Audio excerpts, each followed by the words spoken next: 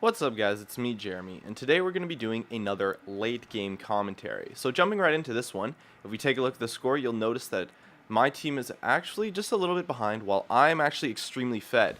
And so you say, well, how are you so far behind if you're actually really fed, Jeremy? And that's because our bot lane is actually 1-9, and, well, Fiora, just being a typical Fiora player, as you saw there, nothing too out of the ordinary. She did go somewhat even in lane, though, as well as Jarvan's pretty much even too. And so at this point in the game, it's basically just up to me. That's what I'm thinking here. I'm thinking, okay, I pretty much have to carry our team here. And I'm on a great champion to do that. Ahri mid lane is an excellent kit for making plays, especially in team fights. So I know I'm in a pretty decent spot. It's pretty much me against the enemy team right now. I'm hoping that I can do my best. We're prepping, trying to get vision. We see the Baron's unwarded. They're actually could be taking Baron here, since we don't really have great ward coverage. Our support player isn't, exactly the best. However, the fact remains that I could have bought those wards, just because my support player is playing poorly doesn't mean I couldn't have bought those wards to ward Baron. And I probably should have bought some wards here too, but I'm really focusing on a build that will help me solo carry the game, and so I'm going to go for a Void Staff. Zhonya's Rabadon's Void Staff, it's very high damage with at least a little bit of survivability with the Zhonya's to give me extreme outplay potential. So overall, it's just a build that's going to help me solo carry the entire game. It might not be the best build possible here. I'm by no means an Ahri expert, but anyways, I felt like this build was pretty solid to help me do the best that I could to carry team fights, which was really my goal here from heading on. And of course, we see Fiora being a typical Fiora player getting caught. Nothing too surprising. It pretty much meets my expectations. You don't really want to get carried away or go on tilt from the play of your teammates, so it's nothing too surprising. Vi actually steps really close here. I don't know what she's doing, but they do pick up the kill on Jarvan. I'm able to get the kill on Vi and get out because I do have my ultimate. Our team, bot lane, picks up Dragon. I don't really know why they're doing Dragon, especially since, of course, as you can see, the other team got Baron since we didn't have any wards. So not the best play for bot lane to be Dragon. However, I kind of put that blame on myself, considering it would have been very easy for me to stop that by simply saying, hey guys, don't do Dragon. Like, it's really that simple. So in that sense, I'm not really doing my best to communicate the best plays to my teammates, so that's something that I could have been doing instead. But anyways, our opponents are going to be pushing down mid lane here.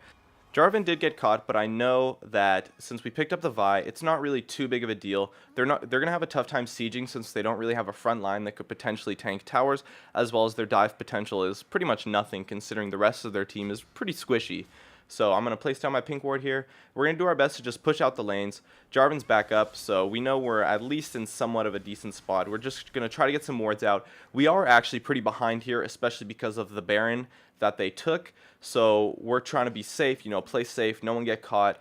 And even though Fiora did get caught a couple times that led to free deaths, it was actually not really that significant since the only thing that they took out of her getting caught was top tower, whereas the Baron was pretty much unrelated to her getting caught. So her getting caught didn't matter that much in this sense. It was more the poor vision as well as, lack of communication from our team.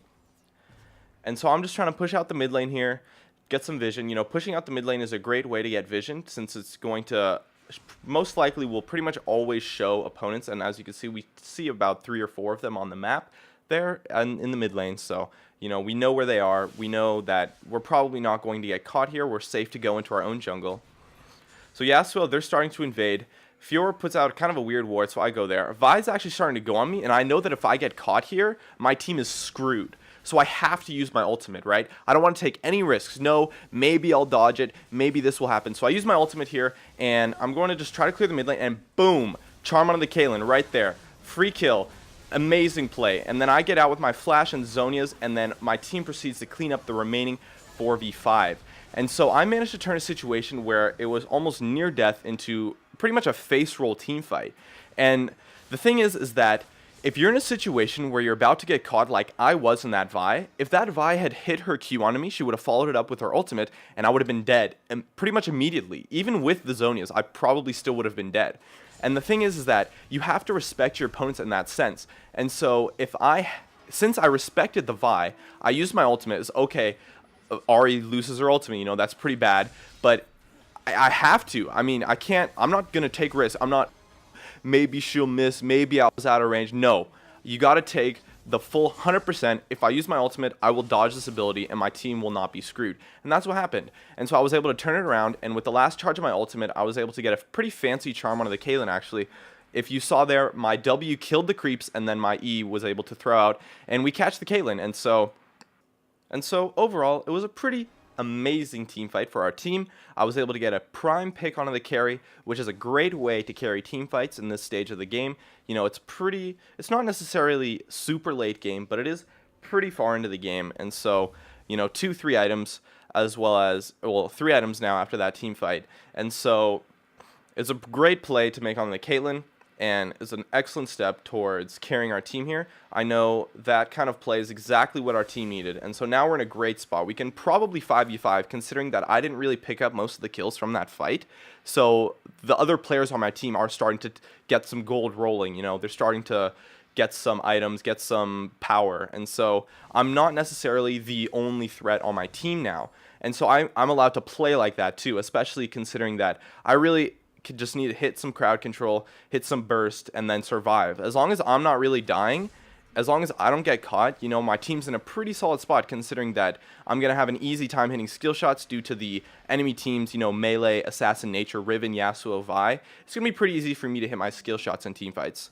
And so they're going to go for a play on the bottom tower here. And I don't really know what this positioning is. Look where Caitlyn, look where Riven is. 2 squishy players. Whereas Vi, you know, she's also out of position too, especially with the Jarvan ult. Great Jarvan ultimate. We get a pick onto the Vi. And that's a play right there that I want to point out, is because as the rest of our team cleans up this fight quite nicely, you know, you don't want to be afraid to focus tanks.